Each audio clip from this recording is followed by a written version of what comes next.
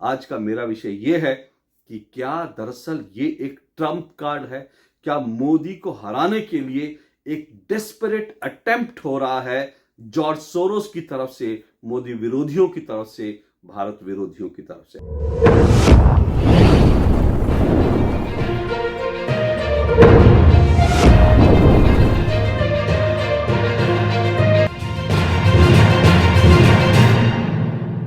तो चारों तरफ से लुटने पिटने और निराश होने के बाद आखिरकार नरेंद्र मोदी विरोधियों ने 2024 के चुनाव के लिए अपना फाइनल ट्रम्प कार्ड निकाल दिया है। और ये ट्रम्प कार्ड है किसान आंदोलन। जी हां, एक बार फिर से किसान आंदोलन के नाम पर दिल्ली का घेराव करने की तैयारी हो गई है। दिल्ली की सत्ता को डिस्टेबलाइज करने की तैयारी हो गई है। दुनिया भर में भारत को बदनाम करने की तैयारी हो गई है।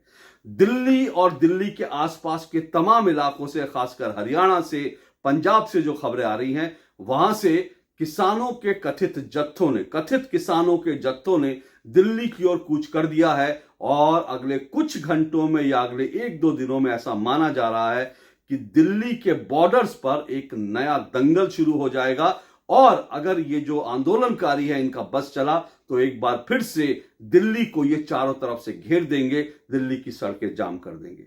2020 का किसान आंदोलन आप भूले नहीं होंगे, जब 3 कृषि कानूनों के विरोध में ये जो तमाम जो संयुक्त किसान मोर्चा था वो बना, और उसके बाद टिकैत से लेकर के तमाम देश के जो जो जो जो सो कॉल्ड किसान नेता हैं, उन्होंने दिल्ली में धरना दिया। और ये धरना प्रदर्शन इतना लंबा चला कि सरकार को मजबूर होकर ये तीनों कृषि कानून वापस लेने पड़े। किस तरह से इस कृषि कानूनों के विरोध में जो आंदोलन शुरू हुआ था उसमें किस तरह से खालिस्तान जिंदाबाद के नारे लगे, किस तरह से भारत विरोधियों के पोस्टर लगे, और कैसे दुनिया भर के जो इन्फ्लुएंसर्स थे, जिनमें पॉप स्टार भी थे और जिनमें साथ साथ पॉर्न स्टार भी थे, उन्होंने इस किसान आंदोलन के पक्ष में जिस तरह से ट्वीट किए, जिस तरह से सोशल मीडिया पे मैसेज डाले, उस सब से ये हम सब देख रहे थे कि किस तरह से इस पूरे आंदोलन को पंपिंग की गई है, कैसे दुनिया भर का पैसा इसमें लगा है। लेकिन उस वक्त सरकार इतनी मजबूर हो गई थी कि सरकार को पीछे हटना पड़ा और कृषि कानून वापस लेने पड़े। उसके बाद जो कहानी है वो अलग कहानी है, मैं उसमें अभी नहीं जाऊंगा कि ये वापस लेने के बाद किसानों का कितना नुकसान हुआ। क्योंकि आज भी जो पंजाब से खबरें आ रही है, पंजाब के किसान, उन्होंने जो किन्नू उगाए थे, वो किन्नू जो है वो इतने ज्यादा फसल हो गई है कि लोगों को ट्रैक्टरों के नीचे अपने किन्नू को लगा करके ट्रैक्टर के पहियों के नीचे रौंदना पड़ रहा है, सिर्फ इसलिए क्योंकि आपके पास प्रोसेसिंग मशीन नहीं है, आपके पास आधुनिक यूनिट्स नहीं है, और आपकी जो भी पैदावार हो रही है, जो ज्यादा पैदावार हो रही है, वो आपको फेंकनी पड़ रही है। अगर कृषि कानून वापस नहीं लिए गए होते तो शायद ऐसा नहीं होता। लेकिन मेरा आज का विषय ये नहीं है। आज का मेरा विषय ये है कि क्या दरअसल ये एक ट्रम्प कार्ड है? क्या मोदी को हराने के लिए एक डेस्परेट अटेम्प्ट हो रहा है जॉर्ज सोरोस की तरफ से, मोदी विरोधियों की तरफ से, भारत विरोधियों की तरफ से? ये जो किसान आंदोलन है, ये डेस्परेट अटेम्प्ट मैं क्यों कह रहा हूं इसको मैं आपको बताऊंगा, लेकिन उससे पहले समझ लीजिए, ये जो 2020 का किसान आंदोलन था, तब आंदोलन में और अब के आंदोलन में आपको एक बड़ा अंतर नजर आएगा। उस वक्त इस पूरे किसान आंदोलन को शुरू भले ही किसी ने किया हो, लेकिन इसका जो चेहरा है वो राकेश सिंह टिकैत बन गए थे, क्योंकि टिकैत ने एक तरह से इस पूरे आंदोलन को हाईजैक कर लिया था। और उस वक्त जो किसान आंदोलन हुआ था, उस किसान आंदोलन को संयुक्त किसान मोर्चा के बैनर तले हुआ था। लेकिन इस बार जो आंदोलन हो रहा है उसमें राकेश टिकैत और उनके भाई साहब नजर नहीं आएंगे, इसलिए क्योंकि इनको राजनीतिक बताते हुए जो आंदोलनकारी थी उन्होंने इससे अलग कर दिया है। और अब ये जो ज्यादातर किसान हैं ये सब पंजाब के हैं, और बहुत ज्यादातर किसान जो है इसमें हरियाणा के भी हैं। तो पंजाब और हरियाणा के करीब करीब 200 किसान संगठनों ने मिलकर एक मोर्चा बनाया, और इस मोर्चे को उन्होंने नाम दिया किसान मोर्चा अराजनीतिक। हालांकि इस मोर्चे के नाम में उन्होंने अराजनीतिक जरूर लिखा है, लेकिन ये पूरा का पूरा मोर्चा राजनीतिक है, और इसके पीछे जो तमाम एक एक चाल है वो राजनीति से जुड़ी हुई है। कैसे? आज मैं वो आपको बताऊंगा, क्योंकि आपको समझ आए ये आंदोलन और कुछ नहीं, ये एक राजनीतिक आंदोलन है, मोदी विरोधियों का आंदोलन है, भारत विरोधियों का आंदोलन है। और इस पूरे आंदोलन के पीछे सिर्फ और सिर्फ एक ही मकसद है, और वो मकसद है 2024 में दिल्ली में जो सत्ता है, भारत की जो सत्ता है, उसको उलट देना, उसको पलट देना, मोदी को दिल्ली की सत्ता से बेदखल करना। इस पूरे आंदोलन के पीछे सिर्फ और सिर्फ एक उद्देश्य है। यह बता दूं आपको, दरअसल ये जो किसान आंदोलन है, इस आंदोलन को लेकर के इन जो आंदोलनकारियों, उन्होंने अपनी करीब करीब 1 दर्जन से ज्यादा मांगे रखी हैं, जिनमें इनकी मुख्य मांग जो है वो ये है कि एमएसपी को लेकर ये कहते हैं कि लीगल इनको कानून बना देना चाहिए। हालांकि इंटरेस्टिंग बात मालूम है क्या है, जब ये पिछली बार आंदोलन खत्म हुआ था और एमएसपी को लीगल करने के लिए जो एक कमेटी बनी, और उसके बाद कमेटी में जो मीटिंग्स हुई, उसमें जो सुप्रीम कोर्ट का दखल हुआ, उन सब चीजों से, उन बैठकों से, सुप्रीम कोर्ट के निर्देश पर जो तमाम पहल हुई, उस सब से इन आंदोलनकारियों ने अपने आप को अलग कर लिया था। उन्होंने कहा हमें इससे कोई मतलब नहीं, हम बैठक में नहीं आएंगे, हमें सुप्रीम कोर्ट से मतलब नहीं, सुप्रीम कोर्ट की कमेटी से मतलब नहीं है। उनको मतलब सिर्फ इस बात से है कि हाँ, हम जो कह रहे हैं वो बात मान ली जाए। गजब है, गजब का विरोध है। लेकिन उससे भी बड़ी बात जानते हैं क्या है, ये जो एमएसपी है, ये जब कृषि कानून, केंद्रीय कृषि कानून आया था, जब ये 3 कृषि कानून आए थे, तब इसका विरोध कांग्रेस और तमाम पॉलिटिकल पार्टियों ने, किसान आंदोलन से जुड़े नेताओं ने यह कह के किया था कि कृषि जो है राज्य का विषय है, केंद्र उसमें कानून कैसे बना सकती है, यह कह के विरोध किया था। लेकिन अब देखिए, एमएसपी जो है राज्य सरकार भी दे सकती है। पंजाब सरकार चाहे तो अपने किसानों को एमएसपी के लीगल, जो भी एमएसपी वो मांग रहे हैं, जितनी मांग रहे हैं, पंजाब सरकार चाहे तो दे सकती है। लेकिन अब उनको पंजाब से नहीं चाहिए, उनको केंद्रीय कानून जो है केंद्र का नहीं चाहिए था। तब उनको लगता था कि ये राज्य का विषय है। लेकिन अब जबकि जो काम राज्य सरकार दे सकती है, उसके लिए विरोध कर रहे हैं कि वो केंद्र सरकार दे, यानी पैसा भी केंद्र सरकार दे और केंद्र सरकार कानून भी ना लाए। सब कुछ जो है ऐसा लग रहा है कि बड़ा प्लान तरीके से हो रहा है। लेकिन सबसे बड़ी बात जो मैं फिर कह रहा हूं कि ये पूरा आंदोलन क्या राजनीतिक है, ये समझने की जरूरत है।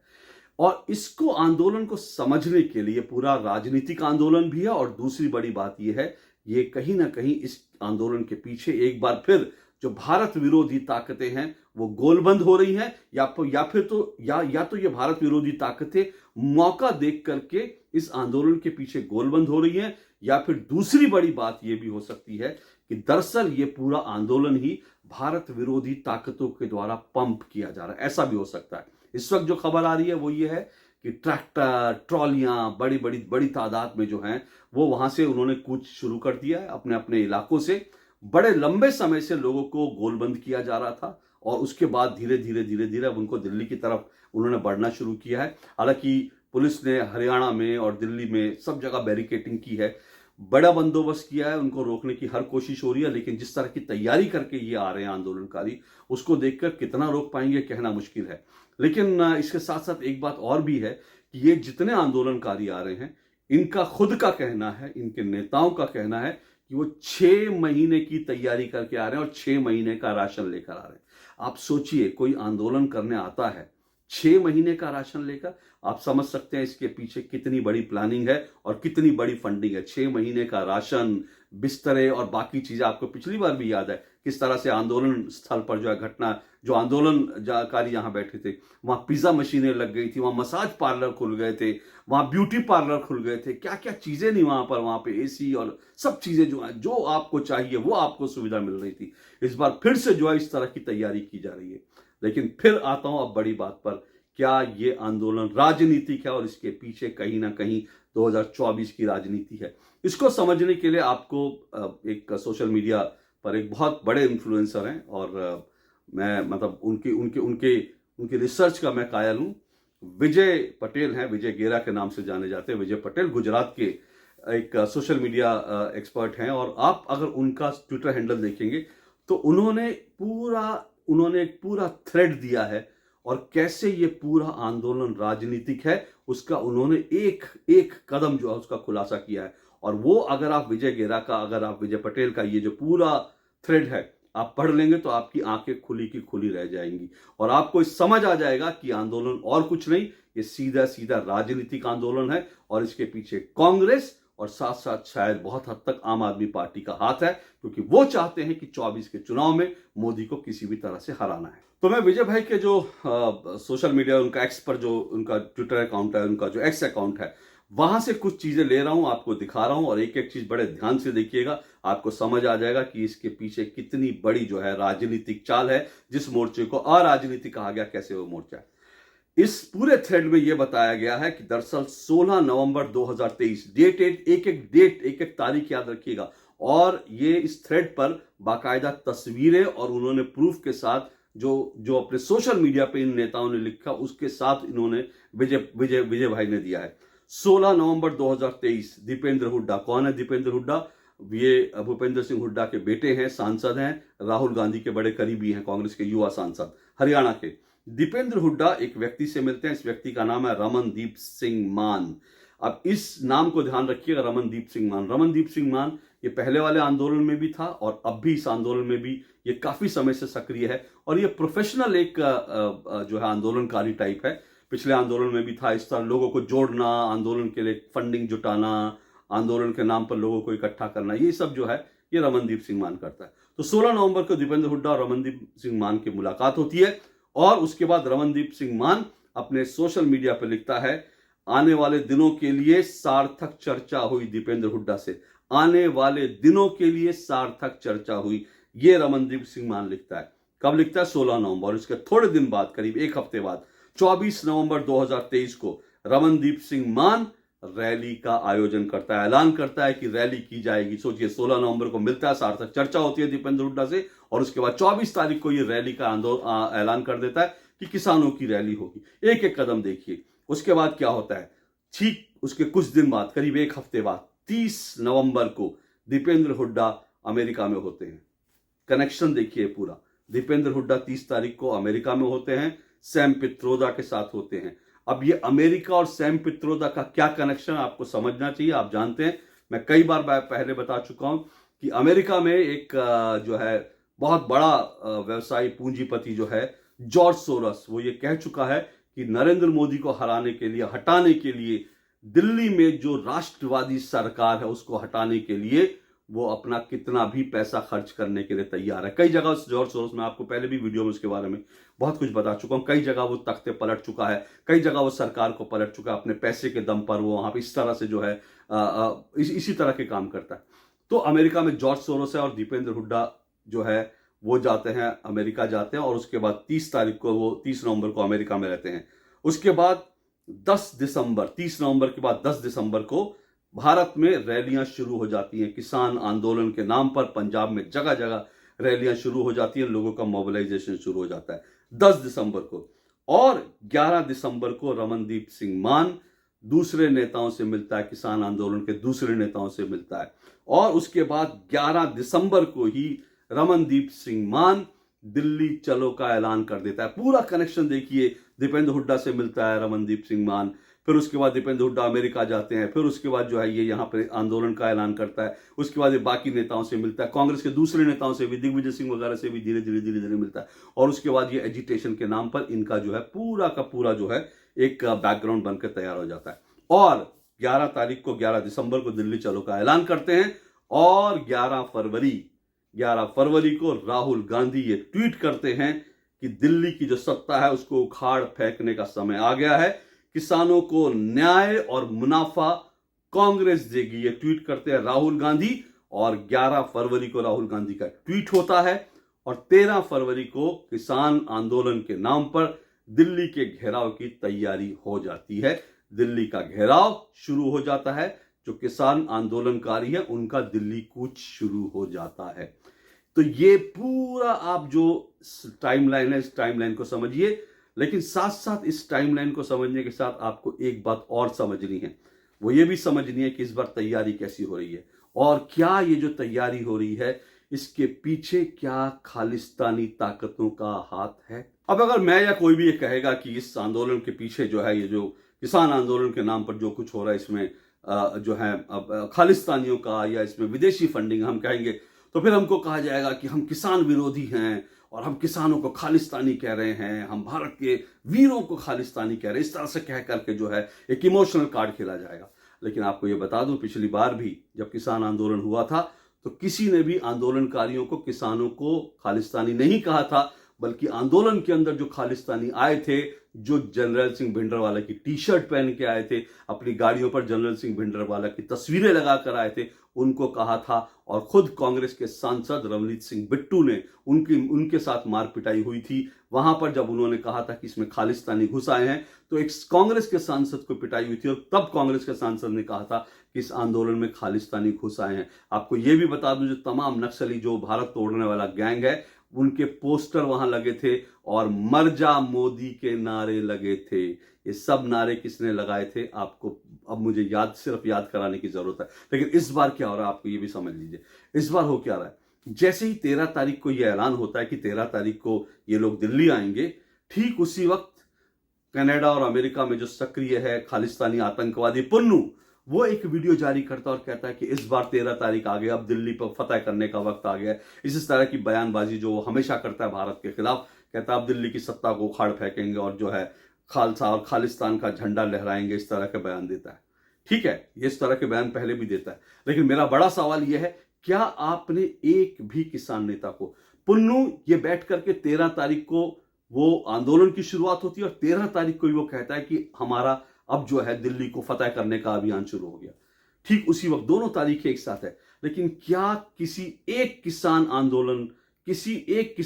आंदोलनकारी नेता ने, एक ने भी कहा शट अप पुन्नू, और तुमको ये सब बोलने की जरूरत नहीं है, हमारे भारत का मामला है, तुम्हारा कोई मतलब नहीं है, तुम अपने बैठो कनाडा में, और ये भारत विरोधियों का आंदोलन नहीं है, किसानों का आंदोलन है। क्या किसी एक नेता ने कहा? और यह सवाल मैं आज नहीं, मैं पहले भी उठाता रहा हूं। पिछली बार भी जब आंदोलन हुआ था तो मैंने कहा था कि क्या किसी एक भी किसान आंदोलनकारी में, क्या किसी एक भी आंदोलनकारी नेता में इतना साहस है, नैतिक साहस है कि वह पुन्नू को पलट के जवाब दे कि ये आंदोलनकारी, ये आतंकवादियों का संगठन नहीं है, हम किसान हैं और हमारे बीच में मत बोलो। लेकिन किसी ने नहीं बोला। आज भी पुन्नू का विरोध करने का साहस क्यों किसी किसान नेता में नहीं है? जो किसान नेता इतनी बड़ी बड़ी बातें कर रहे हैं, जो दिल्ली की सत्ता को हिलाने की बात कर रहे हैं, मोदी को हराने की बात कर रहे हैं, जो कह रहे हैं कि बिल्कुल वो उनके सामने कोई ताकत नहीं चलेगी, वो एक पुन्नू जैसे जोकर का विरोध नहीं कर पा रही है। सुन के हैरानी होती है। एक बार तो जोकर का विरोध करके दिखाइए ना, अगर आप में हिम्मत है, अगर आप वास्तव में किसान है। एक बार उस खालिस्तानी, उस भारत विरोधी आतंकवादी का एक बार विरोध करके दिखाइए। लेकिन कोई इसका विरोध नहीं करता, एक बार। दूसरी बात क्या है, अब इसमें एक करेक्टर और है। जब मैं कहता हूं कि खालिस्तान का कुछ ना कुछ इसमें एंगल जब मैं कहता हूं, तो इसमें एक करेक्टर और है, और उस करेक्टर का नाम है गुरामनमीत सिंह। गुरामनमीत सिंह ये कांग्रेस का लीडर है लोकल। और ये जो है लगातार ये इस आंदोलन में भी, इस आंदोलन को बनाने में, और साथ साथ जो जिसका मैंने नाम बताया रमनदीप सिंह मान के साथ विजय भाई ने इसके कई तस्वीरें, कई उसके सोशल मीडिया पोस्ट वायरल किए हैं। ये दोनों साथ साथ चलते हैं। तो रमनजीत सिंह मान और गुरामनजीत सिंह जो हैं, दोनों साथ साथ चलते हैं। और ये जो गुरामनजीत सिंह है, इसका एक वीडियो सिर्फ मैं आपकी जानकारी के लिए डाल रहा हूं, ताकि आपको ये लगे, अगर मैं ये कह रहा हूं कि ये लोग जो हैं किसान आंदोलन के नाम पर खालिस्तानी, भिंडरवाले, इन सब का सपोर्ट करते हैं, तो आपको लगेगा मैं अपनी मनगढ़ंत बात कर रहा हूं। इसलिए विजय भाई के पोस्ट से एक वीडियो में डाल रहा हूं, वो वीडियो देखकर आपको यकीन हो जाएगा, मैं नहीं बल्कि ये जो है, जो अपने आप को किसान नेता कहते हैं, ये भिंडरवाला के, जो भिंडरवाला आतंकी था, ये उसके गुण गा रहे हैं, ये उसके नाम की माला जप रहे हैं। देखिए जरा वीडियो। और एक बात कह के मैं अपनी बात समाप्त कर देना चाहता हूं। संत जरनैल सिंह भिंडरावालों ने एक संबोधन में कहा था कि शरीर के मरने को मौत नहीं कहा जाता है, जमीर के मरने को मौत कहा जाता है। जिसमें जमीर है वो आज आपके साथ है। और ये देश, भारत का देश, संविधान से चलेगा, मनुवाद और मनुस्मृति से नहीं चलेगा। आज इस धरती से हमको ये ऐलान करना है। जय हिंद। अब इस पूरे आंदोलन को लेकर एक खतरनाक पहलू और है, एक खतरनाक पक्ष और है, जो आपको जानना चाहिए, सावधान रहना चाहिए, सतर्क रहना चाहिए। ये तो कहा, आपको बताया जा रहा है, ये तो तमाम जो आंदोलनकारी हैं और जो विपक्षी नेता, ये तो बता रहे हैं कि दिल्ली की सीमाओं पर जो है फौज लगा दी, वहां बैरिकेड खड़ी कर दी किसानों को रोकने के लिए, किसानों का दमन करने के लिए। लेकिन ये लोग ये नहीं बता रहे कि इस बार ये जो आंदोलनकारी हैं, उन्होंने स्पेशली ट्रैक्टर तैयार कराए हैं दिल्ली कूच के लिए, और हजारों की तादाद में ऐसे ट्रैक्टर तैयार कराए हैं। जो ट्रैक्टर क्या है, जिनमें हाइड्रोलिक जैक लगे हैं। हाइड्रोलिक जैक का मतलब समझते हैं, उनके आगे जो हाइड्रोलिक जैक लगे हैं, और इन ट्रैक्टर्स की जो हॉर्स पावर है वो भी बढ़ा दी गई है, दुगनी कर दी गई है। यानी इस आंदोलन के लिए विशेष रूप से ट्रैक्टर तैयार किए जा रहे हैं। इसका मायने क्या? इसका मायने यह है कि ये लोग ऐसे ट्रैक्टर तैयार कर रहे हैं कि अगर आंसू गैस के गोले चलें या फिर अगर बैरिकेड्स हैं या उनको रोकने के लिए कटीली तार लगी हैं, तो उन कटीली तारों को ये ट्रैक्टर जो है उड़ा के निकल जाएं, उनको तोड़ते निकल जाए, बैरिकेड्स को तोड़ दें इनके ऊपर और इनके ऊपर किसी चीज का असर ना हो। इस तरह के हाइड्रोलिक जैक जो तेजी के साथ जो है किसी भी बड़े से बड़े बोल्डर को उठा के फेंक देंगे और किसी को भी क्रॉस कर जाएंगे। हॉर्स पावर ज्यादा होने का मतलब है कि सड़क पर जो है टैंक की रफ्तार की तरह से दौड़ेंगे। ये सब कुछ कराया जा रहा है और ये सब कुछ रातों रात नहीं हुआ होगा। ये सब कुछ जो है ये चोरी छिपे इतने समय से चल रहा होगा। और ये भी सोचिए कि इसमें पैसा कितना लगा होगा, वो पैसा कहां से आया आखिर? ये रातों रात तैयार नहीं हुए सब चीजें। ये सब चीजें जानकारी आ रही हैं, तो इसलिए जो सुरक्षा एजेंसियां वो सतर्क हैं। लेकिन जाहिर सी बात है इसमें सुरक्षा एजेंसियों का कड़ा इम्तिहान भी है। सुरक्षा एजेंसियों ने फिलहाल जो है ऐसे कई, जो रमनदीप सिंह मान जैसे कई नेता हैं जो लोगों को भड़काने का काम करते हैं, उनके सोशल मीडिया अकाउंट बंद कर दिए हैं, उन पर कड़ी नजर रखी जा रही है। लेकिन ये जो कुछ अभी हो रहा है ये बहुत खतरनाक मोड़ पर जा रहा है। और फिर कह रहा हूं ये डेस्परेट विपक्ष का जो है, ये जो समूचा विपक्ष है, विपक्ष में मैं कह रहा हूं कांग्रेस भी है, आम आदमी पार्टी है, बाकी तमाम पॉलिटिकल पार्टियां भी जो मोदी को हराना चाहती हैं, और इसमें भारत विरोधी ताकतें भी है जो नहीं चाहते भारत मजबूत हो। ऐसी तमाम जो विरोधी ताकतें हैं वो सब डेस्परेशन में सब एक हो गई हैं, सब मिलकर फंडिंग कर रही हैं, सब मिलकर चाहते हैं कि ये आंदोलन जो है इतना सफल हो जाए कि दिल्ली में नरेंद्र मोदी की सत्ता को ये लोग उखाड़ फेंकें। लेकिन ये हो पाएगा क्या? सरकार सतर्क है, सुरक्षा एजेंसियां सतर्क हैं, लेकिन सबसे बड़ी बात है सतर्क आपको रहना पड़ेगा, क्योंकि ये एक तरफ सरकार से जो है अपने विशेष रूप से जो है जो टैंकों की तरह तैयार किए गए जो इनके ट्रैक्टर हैं, उन ट्रैक्टरों से लड़ने की तैयारी कर रहे हैं। दूसरी तरफ इनका पूरा जो सोशल मीडिया कैंपेन है और ये जो भावनात्मक रूप से किसान कहकर, गरीब कहकर, ये कहकर कि अन्नदाता कहकर, ये इनका जो पूरा इकोसिस्टम है, अब ये आपके दिमाग पर अलग तरह से वार करना शुरू करेगा, आपको अलग तरह से प्रभावित करने की कोशिश होगी। तो इन सब से सावधान रहिएगा, सतर्क रहिएगा, क्योंकि ये जो है ये डेस्परेट विपक्ष की अंतिम लड़ाई है, ये उनका अंतिम ट्रम्प कार्ड है। आज के लिए इतना ही। नमस्कार।